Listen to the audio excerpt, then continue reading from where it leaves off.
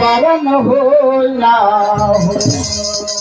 कहता हूँ कहे जाता हूँ कहीं बजाए ढोल, और यहाँ श्वास खाली जाते हैं तीन लोक का।